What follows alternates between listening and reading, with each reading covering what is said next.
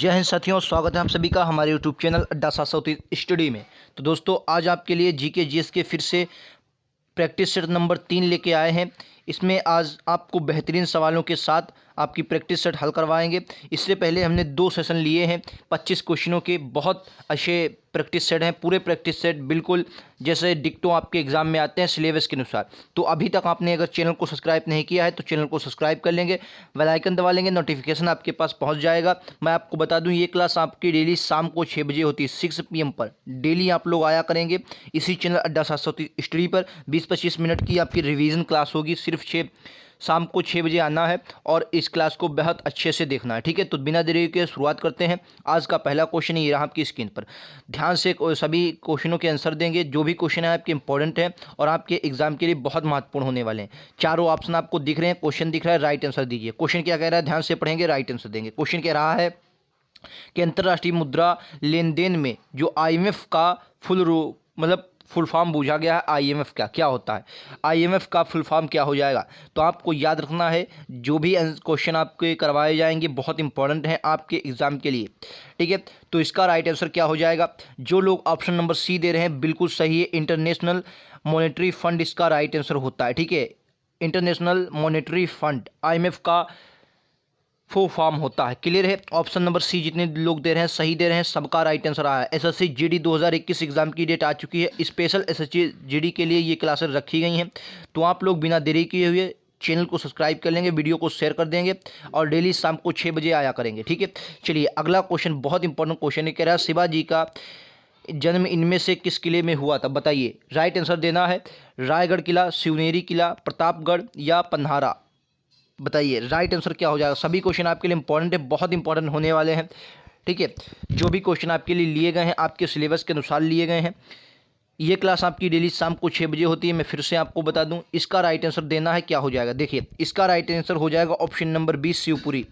शिवनेरी में इनका जन्म हुआ था। राजधानी इन्होंने जो इनका राज्याभिषेक और राजधानी हुआ था वो कहाँ हुआ था, रायगढ़ में इनकी राजधानी रही थी। रायगढ़ इनकी राजधानी रही थी और यहीं इनकी क्या हुआ था, राज्याभिषेक हुआ था, क्लियर है, याद रखेंगे। चलिए नेक्स्ट क्वेश्चन है आपकी स्क्रीन पर, शानदार क्वेश्चन। क्या निम्नलिखित में से भारत के प्राचीन ग्रंथ में नाट्य शास्त्र का संकलन कहाँ देखने को आपको मिलता है, मतलब नाट्य शास्त्र का संकलन किसने किया था, बताइए। नाट्य शास्त्र का संकलन किसने किया था। बहुत बेहतरीन क्वेश्चन है और कई बार आपके एग्जाम में पूछा गया क्वेश्चन। नाट्य शास्त्र का संकलित किया गया था भरत मुनि, वेद व्यास, मनु, अगस्त ऋषि, बताइए राइट आंसर क्या हो जाएगा। जो भी क्वेश्चन है शानदार हैं, आपके एग्जाम से रिलेटेड हैं।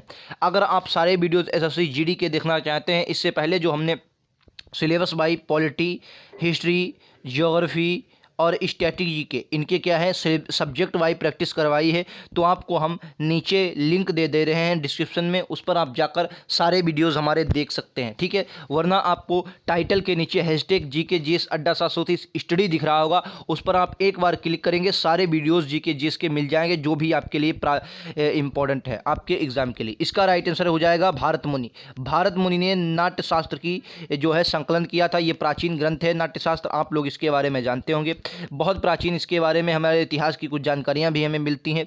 भारत मुनि ने इसका संकलन किया था। चलिए बिना देरी के जो भी आप स्कोर करें हमें कमेंट बॉक्स में जरूर बताएं अपना स्कोर, ठीक है। जितना भी आप स्कोर करें कमेंट बॉक्स में जरूर बता कर जाएं, यानी कि आप 25 में से कितना स्कोर कर रहे हैं वो हमें कमेंट बॉक्स में जरूर बता कर जाएं, ठीक है। चलिए इस वाले राइट आंसर देंगे। इस वाले क्वेश्चन का कह रहा है कुतुबुद्दीन ऐबक ने पहली बार दिल्ली का सुल्तान कब बना था, ठीक है। मैं आपको बता दूं, मोहम्मद गोरी और पृथ्वीराज चौहान के बीच युद्ध हुआ, उसमें गोरी की जीत हो गई। गोरी क्या हुई, गोरी की जीत हो गई। और गोरी जब जीत गया उसके बाद इसने दिल्ली सल्तनत जो भी इसको मिली, दिल्ली सल्तनत, हालांकि दिल्ली सल्तनत जो थी पहले, तो दिल्ली सल्तनत ये लाहौर वाला सब एरिया इधर वाला था, लाहौर वाला वहाँ तक थी। और राजधानी जो थी कुतुबुद्दीन ऐबक की वो लाहौर ही थी। कुतुबुद्दीन ऐबक की राजधानी बूझी जाती, तो आपको याद ना, कुतुबुद्दीन ऐबक की जो राजधानी थी क्या थी, लाहौर इसकी राजधानी थी। और दिल्ली राजधानी कौन लाया था, तो इल्तुतमिश, याद रखना है, इल्तुतमिश जो लाया था, इल्तुतमिश जो था ये लाया था आपकी राजधानी, इल्तुतमिश राजधानी लाया था कहाँ, दिल्ली, ठीक है। तो आपको याद रखना है 1206 में दिल्ली की गद्दी पर बैठा और इसकी मृत्यु बूझ ली जाती है, तो आपको याद रखना सिर्फ 4 वर्ष इसने शासन किया और 1210 में इसकी मृत्यु हो गई थी। ठीक है, 1210 में कुतुबुद्दीन ऐबक की मृत्यु हो गई, 1206 में ये गद्दी पर बैठा था। ठीक है, सभी क्वेश्चन आपके लिए इंपॉर्टेंट हैं। कमेंट बॉक्स में अपना स्कोर जरूर एक बार हमें बता कर जाएं। ठीक है, स्कोर अपना जरूर हमें बता दें। चलिए अगला क्वेश्चन ये रहा आपकी स्क्रीन पर, शानदार। कह रहा 1969 में आंसर को क्वेश्चन का आंसर देना है। 1969 में कितने बैंकों का राष्ट्रीयकरण किया गया था? अरे बहुत इंपॉर्टेंट क्वेश्चन है ये, कई बार आपके एग्जाम में आता है। अच्छा, एक क्वेश्चन आपके एग्जाम में ये पूछ लिया जाता है, पहली राष्ट्रीयकृत बैंक कौन थी? पहली राष्ट्रीयकृत बैंक कौन सी थी? बताइए, पहली राष्ट्रीयकृत बैंक कौन सी थी? बताएंगे आप लोग सभी, वेरी इंपॉर्टेंट क्वेश्चन है और आपके एग्जाम में ये क्वेश्चन आ सकता है। बताइए, पहली राष्ट्रीयकृत बैंक कौन सी थी? क्या हो जाएगा? राइट आंसर बताना है। और 1969 में आपको याद रखना है 14 बैंकों का राष्ट्रीयकरण हुआ था। कितनी? 14 बैंकों का राष्ट्रीयकरण हुआ था 1969 में। ठीक है, और आपको याद रखना जो पहली आपकी राष्ट्रीयकृत बैंक थी कौन सी थी? आरबीआई आपकी पहली राष्ट्रीयकृत बैंक थी। 1949 में इसका राष्ट्रीयकरण हुआ था, आपको याद रखना है। एसबीआई का बूझ लिया जाता तो आपको याद रखना एसबीआई जो थी इसका राष्ट्रीयकरण 1955 में हुआ था। 1955 में। एलआईसी का बूझ लिया जाता 1956 में, याद रखेंगे। ठीक है, फिलहाल आपको ये क्वेश्चन याद रखना, 1969 में जो था ये 14 बैंकों का राष्ट्रीयकरण किया गया था। ये बात कई बार आपके एग्जाम में दोहरा कर पूछी जाती है, तो इसको आप लोग याद रखेंगे 14 बैंकों का। चलिए नेक्स्ट क्वेश्चन ये रहा आपकी स्क्रीन पर, क्वेश्चन नंबर 6। कह रहा है संगीत नाट्य कला अकादमी किस वर्ष स्थापित किया गया था? वेरी इंपॉर्टेंट क्वेश्चन है और कई बार आपके एग्जाम 2015 में ये क्वेश्चन आपके एग्जाम में आया था और फिर से रिपीट हो सकता है, क्योंकि एसएससी जीडी में रिपीटेड क्वेश्चन ज़्यादा पूछे जाते हैं। आप अगर प्रीवियस क्वेश्चन उठाकर देखें तो आपको ज़्यादातर जो क्वेश्चन मिलेंगे, लगभग अगर आपके एग्जाम में जैसे जीएस के 25 क्वेश्चन आते हैं तो 25 में से आपको 10 क्वेश्चन तो रिपीटेड मिलेंगे। ठीक है, बाकी 15 क्वेश्चन नए मिलते हैं, जिसमें कुछ करंट अफेयर्स के भी क्वेश्चन होते हैं। ठीक है, चलिए तो इसका राइट आंसर क्या हो जाएगा? 1993 में संगीत नाटक अकादमी की स्थापना हुई थी। ठीक है, संगीत नाटक अकादमी की कब? 1953 में, याद रखेंगे 1953 इसका राइट आंसर हो जाएगा। चलिए क्वेश्चन नंबर अगला देखते हैं, ये रहा। कह रहा वायर बाउंड, इंपॉर्टेंट क्वेश्चन ये भी है। कह रहा वायर बाउंड वेरिएबल रेसिस्टेंस किस नाम से जाना जाता है? बताइए, वेरी इंपॉर्टेंट क्वेश्चन है। राइट आंसर क्या हो जाए? वायर बाउंड वेरिएबल रेसिस्टेंस को किस नाम से जाना जाता है? 4 ऑप्शन आपको दिए गए हैं, राइट आंसर बता देना है। शानदार क्वेश्चन है सभी, तो इसका राइट आंसर आपको याद रखना है, रिहोस्टेट कहते हैं इसको। क्या कहते हैं? रिहोस्टेट कहते हैं, याद रखेंगे। ऑप्शन नंबर है। साइंस से आपके 3 से 4 क्वेश्चन हर बार आपके एग्जाम में आते हैं, इस बार भी आने हैं। चलिए नेक्स्ट क्वेश्चन ये रहा आपकी स्क्रीन पर, अपना स्कोर कमेंट बॉक्स में जरूर बता कर जाएं। शानदार क्वेश्चनों की श्रृंखला में आप सभी का ये रहा अगला क्वेश्चन। कह रहा रिहंद नदी घाटी परियोजना किस राज्य में स्थित है? काफ़ी बार आपके एग्जाम में ये क्वेश्चन पूछा गया है। ठीक है, रिहंद नदी घाटी परियोजना, ये जो है रिहंद, ये रिहंद नदी पर ही नदी कौन सी हो जाएगी? रिहंद हो जाएगी। अच्छा, बता कर जाना है रिहंद किसकी सहायक नदी है? कमेंट बॉक्स में बताइए, रिहंद जो है ये किसकी सहायक नदी है? किस नदी की सहायक नदी है? बताइए, किसकी सहायक नदी है रिहंद? और याद रखना है रिहंद बांध जो परियोजना है ये आपकी कहाँ है? यूपी में पड़ती है। यूपी में पड़ती है, उत्तर प्रदेश में रिहंद नदी घाटी परियोजना कहाँ पड़ती है भाई साहब?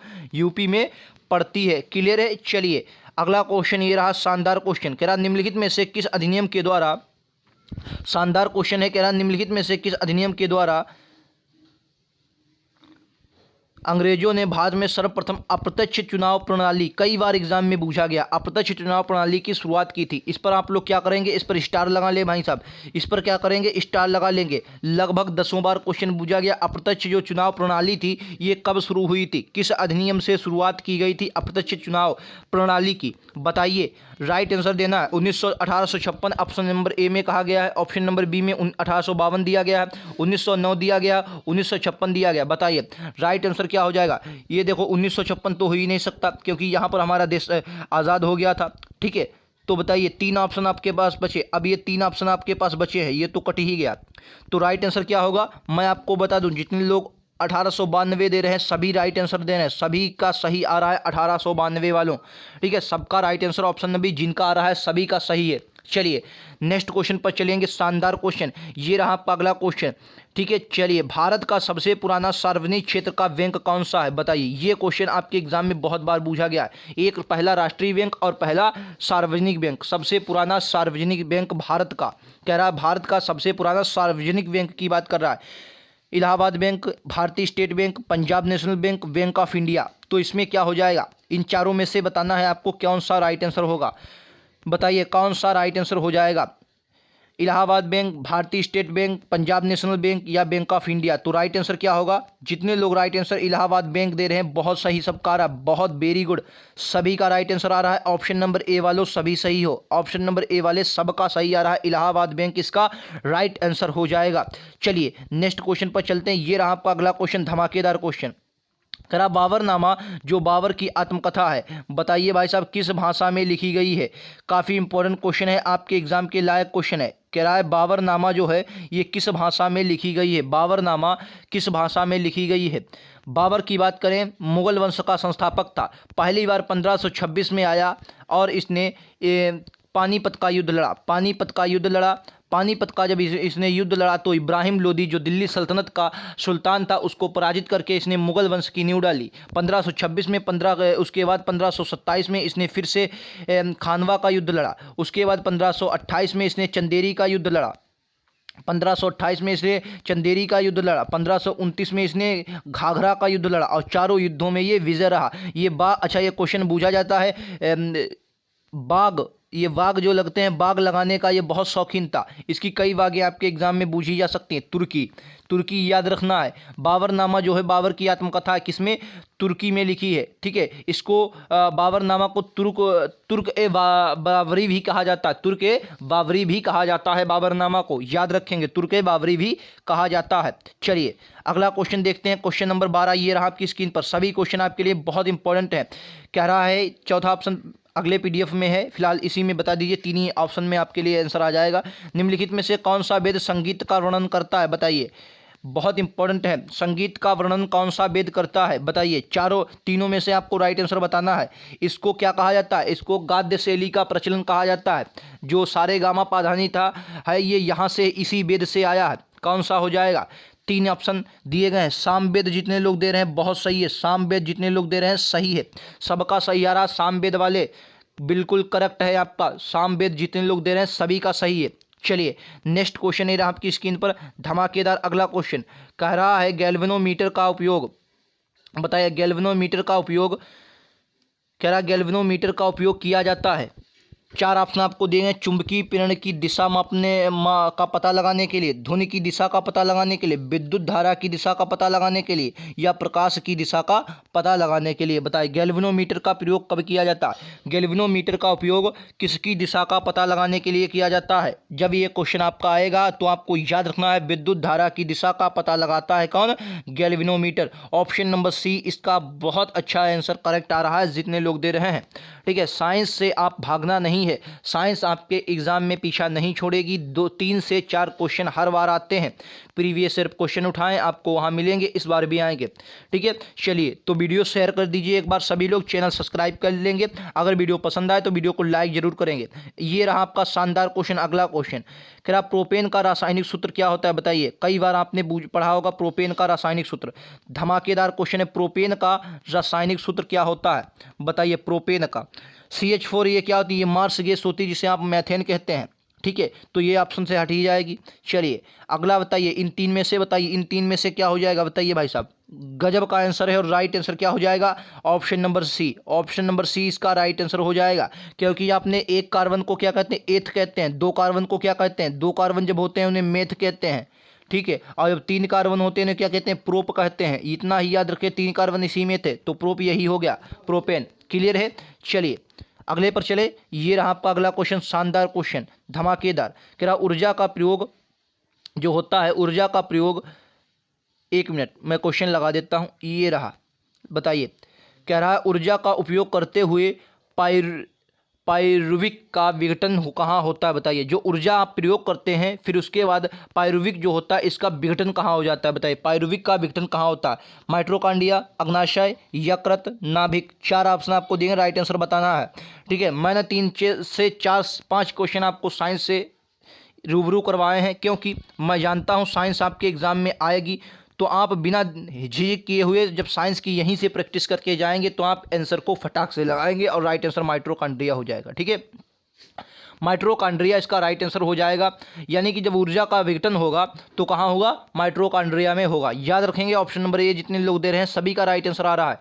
चलिए अगला क्वेश्चन ये रहा धमाकेदार। ये अच्छा क्वेश्चन है और आपके एग्जाम में कई बार पूछा गया। कह रहा नारियल की छाल का निर्माण किस ऊतक द्वारा होता है बताइए। 4 ऑप्शन आपको दिए गए हैं, राइट आंसर बताना है। जितने लोग राइट आंसर देंगे सभी का बहुत बहुत धन्यवाद। सभी लोग एक बार वीडियो को शेयर कर देंगे, चैनल को सब्सक्राइब कर लेंगे। चैनल को सब्सक्राइब करने वाले सभी भाइयों का धन्यवाद। चलिए चैनल को सब्सक्राइब कर लेंगे। आपके बता दें शाम को डेली 6 PM पर, शाम को डेली 6 बजे ये क्लास होती है इसी चैनल अड्डा 703 स्टडी के लिए, स्पेशल जीके जीएस की क्लास, वो भी एसएससी जीडी एग्जाम के लिए। ठीक है, तो बताएंगे राइट आंसर क्या होगा। तो कहेंगे सर इसका राइट आंसर तो हो जाएगा साइक्लेन काइमा। साइक्लेन काइमा जो होता है इसके क्या होता है, ये नारियल के ऊतक की छाल जो होती है इसी से बनाई जाती है। नारियल की जो छाल होती है ये साइक्लेन काइमा द्वारा ऊतक द्वारा ही बनाई जाती है, याद रखेंगे। चलिए नेक्स्ट क्वेश्चन है आपकी स्क्रीन पर। कह रहा है अजंता के चित्र का निर्माण चित्रित किए हैं, मतलब अजंता जो है यहाँ पर कैसे चित्र मिलते हैं। अजंता के चित्र क्या हैं बताइए। अजंता के चित्र क्या हैं? राष्ट्रकूट कहानियां हैं, जातक कथाएं हैं, रामलीला है, महाभारत है। बताइए क्या हो जाएगा राइट आंसर। अच्छा ये क्वेश्चन और भी आपके एग्जाम में, भारत की जो सबसे पुरानी गुफा है वो कौन सी है? भीमबेटका है। कौन सी है भाई साहब? भीमबेटका है। भीमबेटका, भीमबेटका है ये भारत की सबसे पुरानी गुफा है। एक बार 2015 के किसी शिफ्ट में क्वेश्चन पूछा गया था कि भीमबेटका में किस प्रकार के चित्रण देखने को मिलते हैं बताइए। भीमबेटका में किस प्रकार के चित्रण देखने को मिलते हैं। और 2018 में क्वेश्चन आया था कि भीमबेटका कहाँ किस राज्य में है। 2018 में साफ साफ क्वेश्चन पूछा गया था कि भीमबेटका किस राज्य में पड़ती है, ये भी क्वेश्चन आपको बताना। जो भी क्वेश्चन करवा रहा हूँ प्रीवियस क्वेश्चन है सभी के सभी, शानदार से आंसर देंगे और राइट आंसर देंगे। देखिए मैं आपको बता दूं इसका राइट आंसर हो जाएगा जातक कथाएं। जातक कथाएं क्या है? तो इसमें जातक कथाएं आप जरूर देखें क्या है। ये बौद्ध धर्म की पिछली जो है उनकी बारे में बात करती हैं। अजंता की गुफाएं महाराष्ट्र के औरंगाबाद जिले में है, तो आपको याद रखना ऑप्शन नंबर 20 का राइट आंसर हो जाए जातक कथाएं। अब अच्छा आती है भीमबेटका की।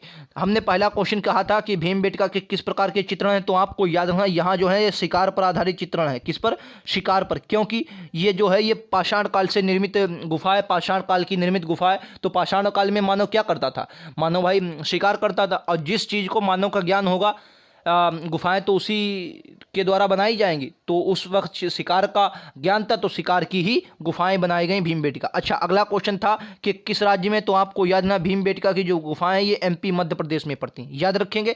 मध्य प्रदेश में ये पूछा गया क्वेश्चन है, ऐसा नहीं है भाई रख दिया, ये पूछा गया क्वेश्चन है। और शिकार भी ये भी पूछा गया क्वेश्चन है। चलिए अगला क्वेश्चन शानदार क्वेश्चन ये रहा आपकी स्क्रीन पर। बताइए इसका राइट। पार्श्वनाथ जो भाई एक क्षत्रिय और बनारस के राजा, एक मिनट ये रहा। क्या बनारस के राजा अश्वसेन के पुत्र थे। वे कौन से जैन तीर्थंकर थे? आप लोगों को याद होना चाहिए जो जैन धर्म है इसमें कितने 23 तीर्थंकर हुए हैं। किसने? 23 तीर्थंकर हुए हैं। और जो आपको याद रखना है इसमें क्वेश्चन कह रहा कौन में ये जो थे ये कौन थे तीर्थंकर थे बताइए। कौन? पार्श्वनाथ। बताइए भाई साहब कौथे तीर्थंकर थे। देखिए जैन धर्म में कितने 24 तीर्थंकर हुए, 24। ठीक है, और 23वें कौन से थे? 23वें थे पार्श्वनाथ। 24वें कौन थे? तो 24वें आपको याद ना महावीर स्वामी। महावीर स्वामी जो थे ये कितने थे? ये 24वें थे। हालांकि ये जो महावीर स्वामी थे जैन धर्म के संस्थापक नहीं थे। जैन धर्म के संस्थापक जो पहले तीर्थंकर थे ऋषभदेव थे, लेकिन इन्होंने इतना प्रचार प्रसार किया कि इनको वास्तविक संस्थापक मान लिया जाता है। क्लियर है। चलिए फिलहाल आपको याद ना ये जो पार्श्वनाथ थे ये 23वें तीर्थंकर थे। चलिए नेक्स्ट क्वेश्चन ये रहा आपकी स्क्रीन पर धमाकेदार अगला क्वेश्चन। कह रहा है किसी रॉकेट का, मैं थोड़ा स्क्रॉल करता हूँ क्वेश्चन को, ये लीजिए धमाकेदार क्वेश्चन कह रहा है किसी रॉकेट का प्रक्षेपण न्यूटन किस नियम पर आधारित करता है बताइए। जो प्रक्षेपण न्यूटन यानी कि बल होता है वो किस नियम पर आधारित होता है बताइए। गति की द्वितीय नियम पर, गति के प्रथम नियम पर, गति के तृतीय नियम पर, गति के प्रथम या द्वितीय नियम पर। बताइए किस नियम पर आधारित होता है। गति का नियम है और कौन सा नियम है, प्रक्षेपण न्यूटन। बताइए जो किसी रॉकेट का प्रक्षेपण न्यूटन होता है वो किस पर निर्भर करता है। आप अगर डेली क्लास लेते हैं हमारी तो आपसे मेरी इतनी गारंटी है कि एसएससी जीडी में एक भी क्वेश्चन ऐसा नहीं लगेगा कि आपने पढ़ा नहीं है। बस डेली क्लास लेंगे, जितनी भी हमने सब्जेक्ट वाइज क्लासेस करवाई हैं उनको जाकर देख लेंगे। जितनी भी करवाई हैं आपको प्लेलिस्ट नीचे दे दिया गया लिंक, वहाँ से आप जाकर देख सकते हैं। राइट आंसर होगा गति का तृतीय नियम। गति का तृतीय नियम इसका राइट आंसर हो जाएगा। शाम को ये क्लास शाम को डेली 6 बजे होती है आपके ही एग्जाम के लिए, बिल्कुल स्पेशल ऐसा नहीं है। डिक्टो वही क्वेश्चन करवाए जाते हैं जो आपके एग्जाम में आते हैं सिलेबस के अनुसार। चलिए नेक्स्ट क्वेश्चन, ये रहा आपका अगला क्वेश्चन, शानदार क्वेश्चन। कह रहा अंकलेश्वर एक प्रसिद्ध पेट्रोलियम स्थल है, यह किस राज्य में स्थित है बताइए। अंकलेश्वर जो है ये प्रसिद्ध पेट्रोलियम स्थल है, यह किस राज्य में स्थित है बताएंगे सभी लोग। राइट आंसर क्या होगा और अपना स्कोर यार कमेंट बॉक्स में जरूर लिख के जाएं। पहला ऑप्शन कह रहा गुजरात, दूसरा ऑप्शन कह रहा भोपाल, तीसरा ऑप्शन कह रहा उत्तर प्रदेश, चौथा ऑप्शन ये रहा आपका अगला कह रहा अलंकेश्वर। जो अलंकेश्वर है ये बताना है कहाँ पर पड़ता है, आपको याद रखना है अलंकेश्वर कहाँ पर पड़ता है। तो आप जब कहेंगे अलंकेश्वर को तो ये डी ऑप्शन ही नहीं दिया गया है। एक मिनट रुक जाएंगे भाई साहब, एक मिनट।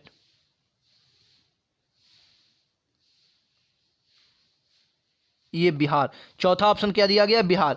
चौथा ऑप्शन आपको दिया गया बिहार दिया गया है, लेकिन इसका राइट आंसर क्या होगा, इसका राइट आंसर होगा ऑप्शन नंबर ए यानी कि गुजरात। अलंकेश्वर जो है ये आपकी कहाँ पड़ती है, गुजरात में पड़ता है। गुजरात में पेट्रोलियम स्थल जो है अलंकेश्वर, ये कहाँ पड़ता है, गुजरात में पड़ता है। ठीक है, याद रखेंगे गुजरात। चलिए 20 क्वेश्चन हमारे पूरे हुए। ये रहा अगला क्वेश्चन जो मैंने कल आपको दिया था और आपसे ही क्वेश्चन पूछा गया था कि पुराणों की संख्या कितनी है। कल अगर आपने वीडियो देखा होगा पूरा तो आपको पता होगा ये क्वेश्चन मैंने आपको दिया था होमवर्क में और कहा था इसका जवाब कमेंट बॉक्स में देंगे। फिलहाल आपको याद ना पुराणों की संख्या कितनी है, 18 पुराणों की संख्या हो जाएगी। चलिए और अगला क्वेश्चन, और फिर से ये आपके लिए क्वेश्चन है जो मैंने कल के वीडियो में साफ साफ यही क्वेश्चन करवाया था।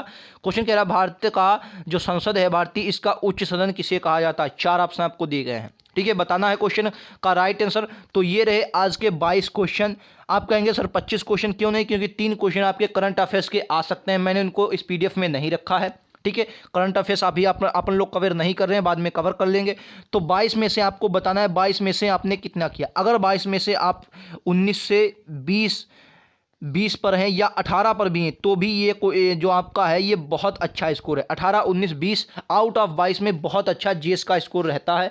और ये देखो जीएस में पूरे लाना बहुत मुश्किल बात है, सबका नहीं हो पाता है, क्योंकि जीएस एक ऐसा सब्जेक्ट है जिसे आप कितना भी पढ़ें पूरा नहीं कर पाते हैं। ठीक है, तो आप याद रखेंगे। तो आज का सेशन यहीं पर अपन लोग समाप्त करते हैं। 22 क्वेश्चन हमने आपको करवाया। इस क्वेश्चन का कमेंट बॉक्स में आप लोग आंसर दे देना है, रिप्लाई में कर दूंगा। उच्च सदन क्वेश्चन में पूछा गया है। ठीक है, तो मिलते हैं अगले वीडियोज़ में। आज के लिए इतना ही, थैंक यू।